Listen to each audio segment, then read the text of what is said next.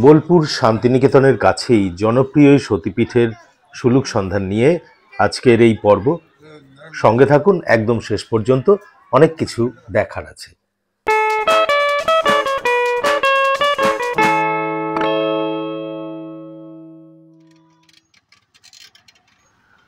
Bolpur station থেকে 8 kilometre দূরে অবস্থিত বর্তমানে শান্তিনিকেতন ভ্রমণার্থীদের অন্যতম জনপ্রিয় গন্তব্য কঙ্কালীতলা। এই মন্দিরের নিজস্ব গরিমা তো আছেই, সঙ্গে আছে এর সংলগ্ন দু একটা আকর্ষণীয় দেখার জিনিস, যেগুলো এই পর্বে বিস্তারিত রাখলাম। মনে রাখবেন, কঙ্কালীতলা যাওয়ার সেরা সময় হলো শীতকাল। দুপাশে হলুদে মোড়া সর্ষে ক্ষেত, আর উপরি পাওনা এই রাস্তার ওপরে অনেক খেজুর রস বিক্রির দোকান, যেগুলো থেকে আপনারা ইচ্ছে মতো রস এবং গুড় নিতে পারেন।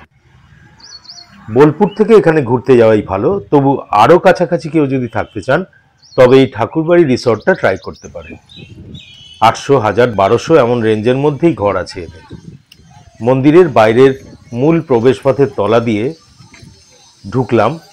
এই রাস্তা দিয়ে সামান্য হাঁটা পথে কোপাই নদীর একদম তীরে হলো বিখ্যাত সেই মন্দির। রাস্তার দুপাশে বেশ কিছু দোকান আছে, প্রয়োজনীয় জিনিসপত্র সেখান থেকে আপনারা কেনাকাটা করতে পারেন। মন্দিরে ঢোকার বাঁ দিকে আছে পার্কিং লটটি।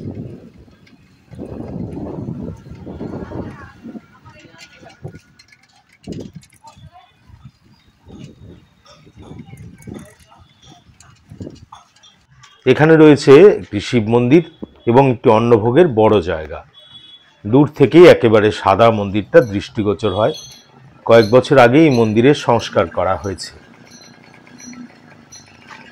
এইটা আদিভোগ মন্দির। এখানে টিকিট হয় 60 টাকার টিকিট।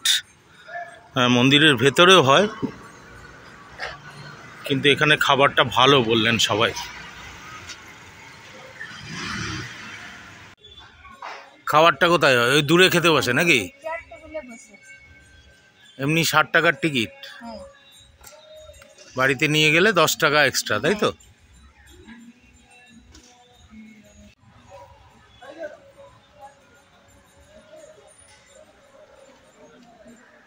শিব মন্দিরটির একদম সামনে রয়েছে এই রথটি, বেশ বড় সোনালী রঙের একটি রথ।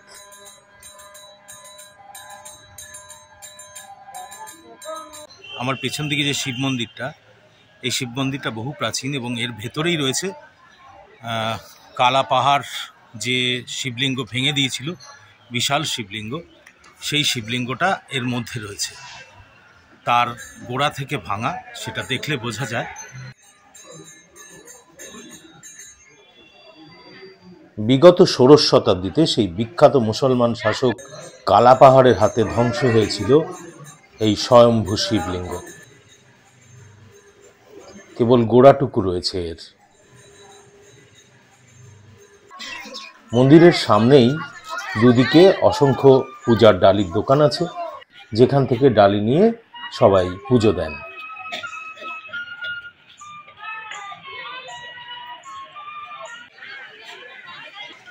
ভারতবর্ষের 51টি সতীপীঠের অন্যতম এবং শেষতম সতীপীঠ কঙ্কালীতলা সতীপীঠ।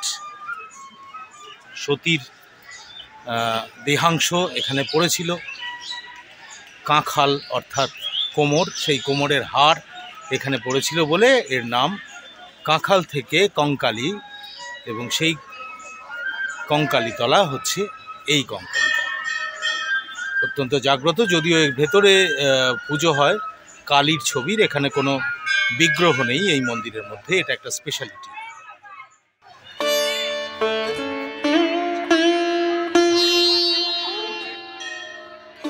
আদি অনন্তকাল ধরে ভারতবর্ষে যে মাতৃশক্তির পুজো হয়ে আসছে, শক্তিপীঠ বা সতীপীঠ তারই এক অন্যতম রূপ। এই সতীপীঠের পেছনে একটি ভালোবাসা ও বিচ্ছেদের গল্প আছে। ব্রহ্মা একবার এক বিশাল যজ্ঞের আয়োজন করেছিলেন, যাতে ব্রহ্মাণ্ডের সব প্রজাপতি, দেবতা ও রাজারা আমন্ত্রিত ছিলেন। সেই যজ্ঞে ব্রহ্মার পুত্র প্রজাপতি দক্ষ প্রবেশ করার পর সবাই উঠে দাঁড়িয়েছিলেন, কিন্তু ব্রহ্মা দাঁড়াননি, কারণ তিনি পিতা, এবং মহাদেবও দাঁড়াননি, কারণ তিনিও দক্ষের অনেক ওপরে আসনে আছেন। এতে শিবের ওপর অর্থাৎ মহাদেবের ওপর রুষ্ট হন দক্ষ। এবং তখন শিবের মহিমায় প্রভাবিত হয়ে দক্ষের কনিষ্ঠ কন্যা সতী মন দিয়ে ফেলেছেন তাকে। এদিকে ভোলে ভালা ভবঘুরে শিবকে একেবারে নাপসন্দ দক্ষের। সেই অপমান ফিরিয়ে দিতে তিনি বৃহস্পতি স্তব নামের আরেক যজ্ঞ আয়োজন করেন এবং সেখানে মহাদেব ছাড়া বাকি সবাইকে আমন্ত্রণ জানান। এদিকে শিব ও সতী তখন বিবাহ সূত্রে আবদ্ধ। সতী তাঁর স্বামীকে অনুরোধ করলেও অনিমন্ত্রিত শিব সেই যজ্ঞে কিছুতেই যাবেন না। অগত্যা সতী একাই যান। আর সেই যজ্ঞে পিতা যক্ষের কাছে তিনি ও তার স্বামী চূড়ান্ত অপমানিত হন সমস্ত অভ্যাগতের সামনে। অপমান সহ্য করতে না পেরে আগুনে ঝাঁপ দেন তিনি।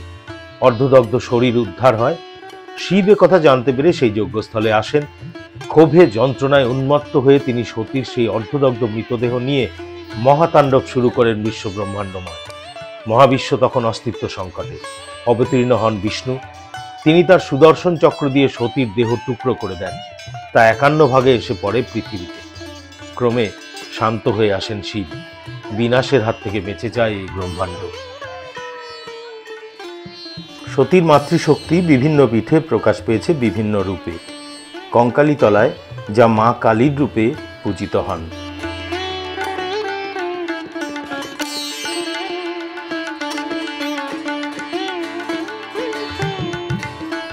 51টি দেহখণ্ড পড়েছিল ভারত, বাংলাদেশ, পাকিস্তান, নেপাল, শ্রীলঙ্কায়। একটা উল্লেখযোগ্য সংযোজন আছে এই কঙ্কালীতলা মন্দিরে।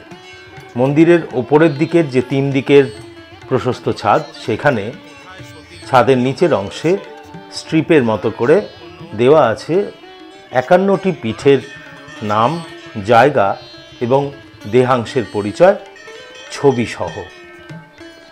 সতী ও শিবের শক্তি এখানে প্রতিষ্ঠিত হয়েছে দেবগর্ভা ও রুরু নামে। সাধারণ বিশ্বাস, সতীর কোমরের হাড় এই জায়গায় পড়ে গভীর একটি ক্ষেত্র সৃষ্টি হয়েছিল মাটিতে। পরে যা জলে পূর্ণ হয়ে রূপ দেয় এই পবিত্র কুণ্ডটির।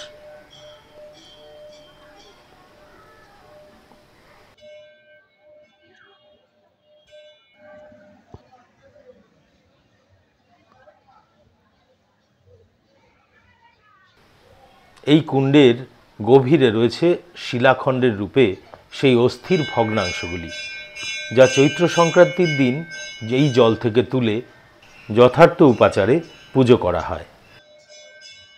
পয়লা বৈশাখে আবার তাকে পুনর্স্থাপন করা হয় এই পুকুরের মধ্যে। মন্দিরের ঠিক গা ঘেঁষেই আছে এই অতিকায় বটবৃক্ষ, যার নাম কল্পবৃক্ষ।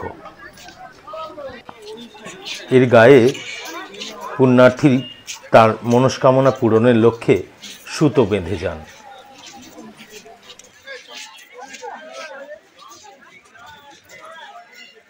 পসরা সাজানো আছে সামনেটা অনেকটা অংশ জুড়ে।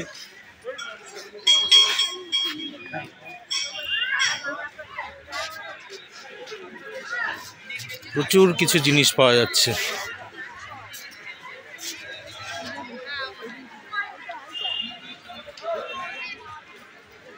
প্রায় দ্বিতীয় সোনাঝুরি হাট।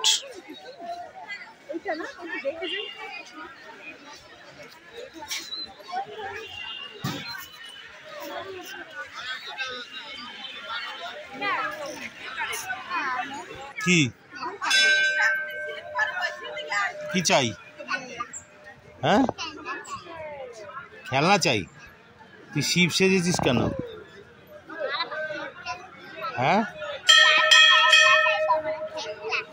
সাজিয়ে দিয়েছে। এখানে আরেকটা ভোগ মন্দির আছে।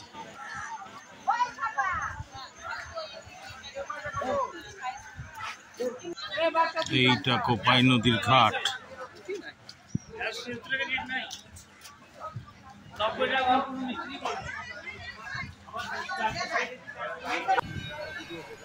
কোপাই নদী এখানে অর্ধচন্দ্রাকারে অবস্থান করছে, একটা প্রায় অশ্বক্ষুর আকৃতির হ্রদের মতো, এবং এই নদী চলে গেছে বহুদূর।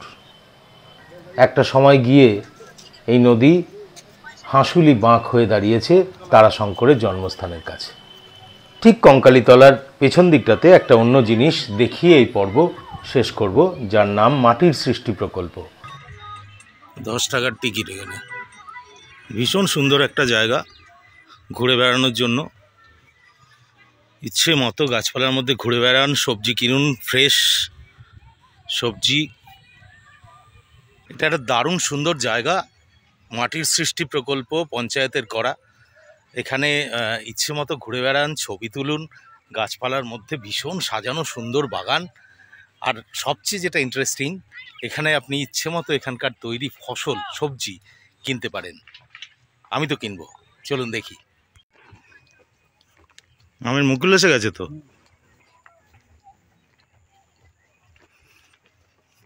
মাছ চাষ হয় নাকি? হ্যাঁ, এদিকে কি? ও, এটা কি কোপাইটাই? ও তাই, আচ্ছা। এইখানে কোপাই নদী।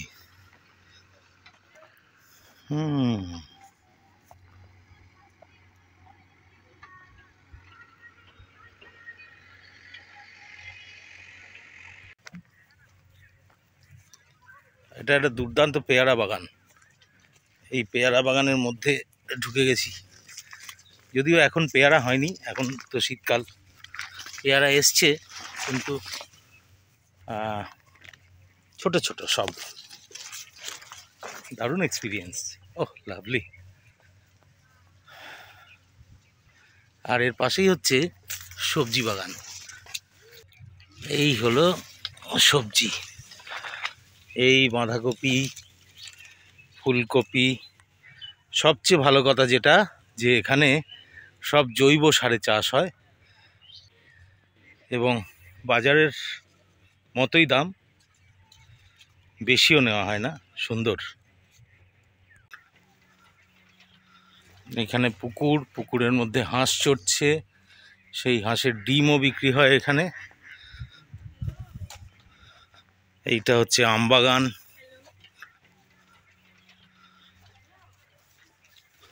বিভিন্ন রকম শাকের চাষ হয়েছে আমবাগানের মধ্যে,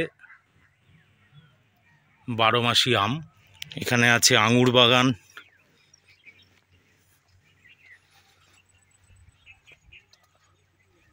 আর অসংখ্য ফুলের গাছ।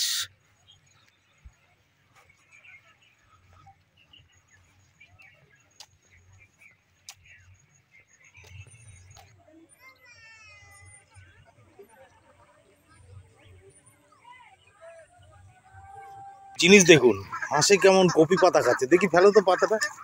এই পাতাটা ফেলা হলো, এই যে হাঁসে খাচ্ছে। আজব কীর্তি।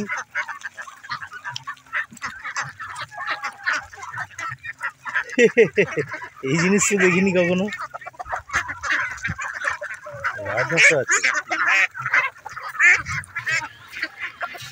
কঙ্কালীতলার পর্ব আজকের মতো এখানেই শেষ। পরের পর্বে আবার চমকপ্রদ কিছু একটা। সঙ্গে থাকবেন ততদিন। ভালো থাকুন সবাই। অনেক ধন্যবাদ।